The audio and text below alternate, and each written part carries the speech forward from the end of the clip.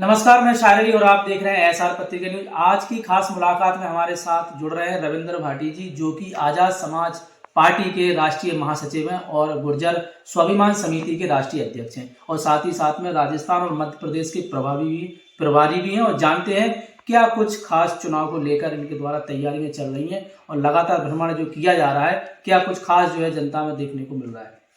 भाटी, स्वागत है आपका हमारे। धन्यवाद साहब भाई। क्या कहना चाहेंगे इस बार के चुनाव को लेकर आप? देखिए, राजस्थान और मध्य प्रदेश में पहली बार आजाद समाज पार्टी चुनाव लड़ रही है। एडवोकेट चंद्रशेखर आजाद जी जो हमारे राष्ट्रीय अध्यक्ष हैं, उनके नेतृत्व में, और जो भीम आर्मी और आजाद समाज पार्टी ने पूरे 5 वर्ष सड़कों पर संघर्ष किया है, बिना सत्ता में रहते हुए, बिना MP MLA, ना कोई हमारी सरकार थी, ना कोई हमारे विधायक या सांसद थे, जो सड़कों पर लोगों की मदद की है, गरीबों की, किसानों की, मजदूरों की, बहनों की, जहाँ अत्याचार हुए वहाँ आवाज़ उठाई है और जो अपराधी हैं उनको सलाखों के पीछे भिजवाया। जो और पार्टियां हैं वो और आज़ाद समाज पार्टी, दोनों में अंतर इतना ही है कि वो केवल चुनाव के वक्त जनता के बीच आते हैं और AC और महलों में रहते हैं, और जो हमारे झोंपड़ी में रहने वाले कार्यकर्ता और खुद हमारे राष्ट्रीय अध्यक्ष जी 24 घंटे जनता की सेवा में, देश के किसी कोने में आंदोलन हो, किसी कोने में अत्याचार हो, वहाँ पहुँचते हैं।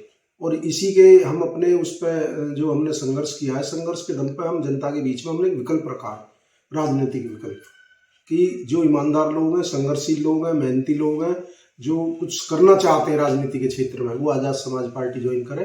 और आपने देखा हो कि जो धन्ना सेठों का आज की डेट में बाहुल्य है चुनाव में, पैसे वाले लोग ही चुनाव लड़ते हैं, उनका जनता से, जमीनी स्तर से कोई मतलब नहीं होता, और वो आते हैं, चुनाव लड़ते हैं और फिर गायब हो जाते हैं और फिर पैसे कमाते हैं, फिर 5 साल बाद आते हैं।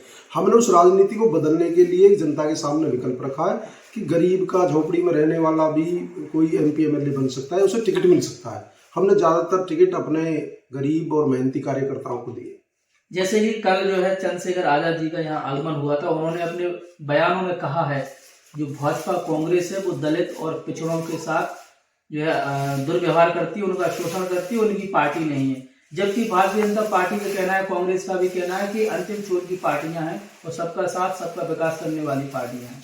अच्छा, ये जो इनका नारा है, जो भी इनके नारे हैं भारतीय जनता पार्टी के, उसके उलट ये काम करती है। ये सबका साथ नहीं, ये कुछ का क्या नाम है, सबका साथ सबका विकास, ये कुछ का विकास और सबका विनाश, इनका ये नारा है। और आप देख लीजिए, सरों पर लोगों के जो खड़े होकर पेशाब करते हैं, उनको प्रोटेक्ट करते हैं, उनका मकान नहीं टूटता। यदि कोई SC ST OBC का आदमी होता, जाति देख के यहाँ बुलडोजर चलता है, जाति देख के यहाँ न्याय मिलता है, जाति देख के यहाँ आर्थिक सहायता मिलती है। यदि पीड़ित को कोई उसमें घटना हो जाए तो यदि कुछ लोग हैं उनको तो मिलेंगे 1 करोड़ 50 लाख नौकरी, और यदि SC ST OBC के लोग हैं तो उनको उनके घर कोई आंसू पोंछने भी नहीं जाएगा। ये स्थिति है। यहाँ आपने देखा हो, बारात घोड़ी पर चढ़ने में सबसे ज़्यादा घटनाएं मध्य प्रदेश में होती है, महिलाओं के साथ सबसे ज़्यादा घटना मध्य प्रदेश में होती है, मूछ रखने पर हत्याएं होती है, किसी को मटकी छूने पर हत्या हो जाती है। तो कहाँ हम BJP और कांग्रेस के एजेंडे में तो फिट ही नहीं बैठते। SC ST OBC के लोगों पे तो केवल राज करने के लिए चुनाव के वक्त आते हैं, उनको बहकाते हैं। और आप टिकट देख लीजिए, ज़्यादातर उन्हीं वर्गों को टिकट मिले। यहाँ मैं मध्य प्रदेश में देख रहा हूँ, चाहे कांग्रेस हो चाहे BJP हो, दोनों ठग पार्टी है और जनता को ठगने का काम करती है। चुनाव के वक्त आप देख लीजिए कि वही लोग, तो यदि जनता वोट दे देती है कांग्रेस को, तो वही लोग फिर BJP में 50-50 करोड़ में एक विधायक बिक जाता है, फिर BJP की सरकार में। जब BJP के खिलाफ देती है, दोबारा वही लोग कांग्रेस में चले जाते हैं, 20-20 चल। तो उनकी विचारधारा वही है, चाहे BJP हो कांग्रेस हो, उससे कोई बहुजन समाज को भला नहीं होने वाला। SC ST OBC उनके एजेंडे में ही नहीं है। जैसे कि भारतीय जनता पार्टी की लाडली बहना योजना है और कांग्रेस की नारी सम्मान योजना है, तो पार्टियां कहती हैं कि महिलाओं का सम्मान होता है। देखिए, महिला सशक्तिकरण जब होगा तब उन्हें रोजगार उनके घर पे मिलेगा, उन्हें सुरक्षा मिलेगी और उनके खिलाफ अत्याचार बंद होंगे। उनको आप 1500 2000 रुपये दे के उनका जीवन यापन नहीं हो सकता। आज गैस के सिलेंडर की कीमत 1100-1200 जो इनके द्वारा दिया जा रहा है। तो मेरा आपसे ये कहना कि यदि देना है तो उनको स्थायी रोजगार दो, उनके घर पर रोजगार दो। ये कोई रेवड़ी बांटना अस्थायी रूप से।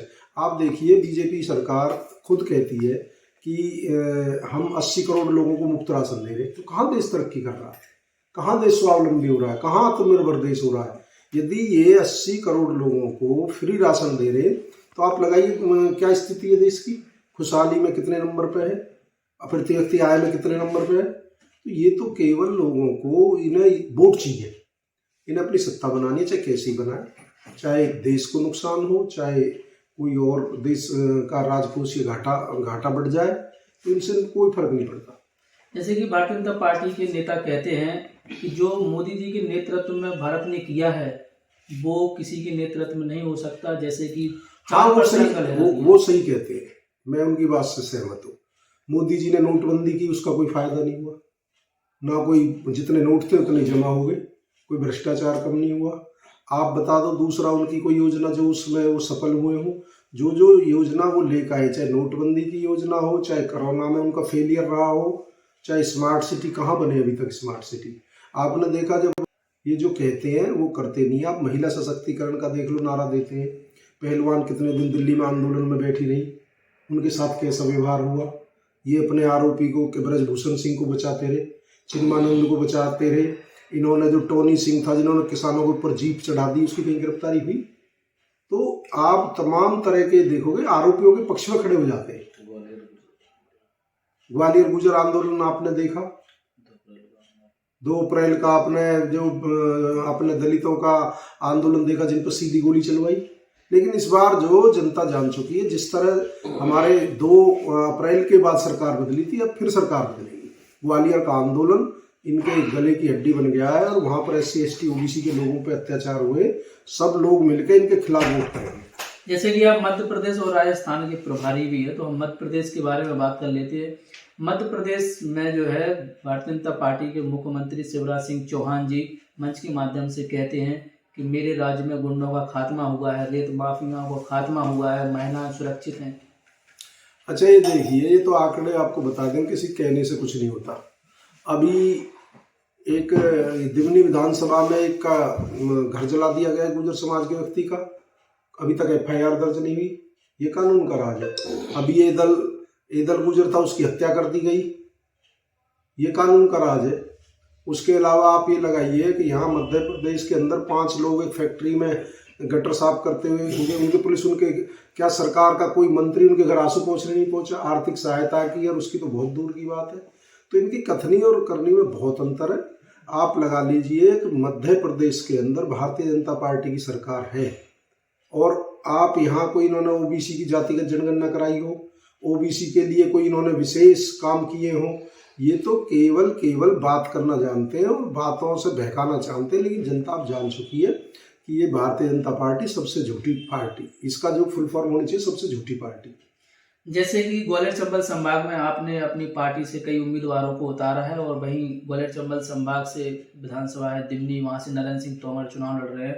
तो उनके बेटे देवेंद्र प्रताप सिंह तोमर का एक वीडियो 100 CR और 500 CR का वीडियो वायरल हो रहा है, क्या कहना चाहेंगे? अच्छा देखिए, इनकम टैक्स को, ED को, बीजेपी के नेताओं को एड्रेस ही नहीं पता। वो वीडियो सबके सामने वायरल हो रही है, 100 करोड़, 21 करोड़, 100 करोड़, 18 करोड़ रुपए वहां भिजवा दो। कोई गया ED का? कोई छापे मारने गया? कोई कितना ही बड़ा भ्रष्टाचारी हो, यदि वो बीजेपी ज्वाइन कर ले तो साधु बन जाता है, उसके सारे पाप धुल जाते हैं।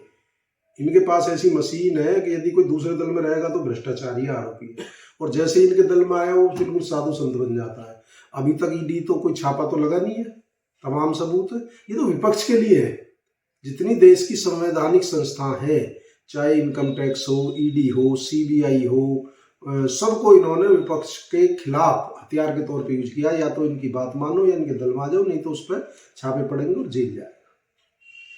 जैसे कि आपने सुना, हमारे साथ जुड़े हुए थे रविंद्र भाटी जी, और हालांकि परिचय मैं बता रहा हूं, लेकिन आपने देखा होगा जितने भी गुर्जर समाज के आंदोलन हुए हैं उसमें सबसे आगे रहते हैं रविंद्र भाटी जी, और जो मेहर बोझ है खासकर उनके आंदोलन को लेकर तो काफी चर्चा में रहते हैं और कई बार जेलों में भी गए हैं।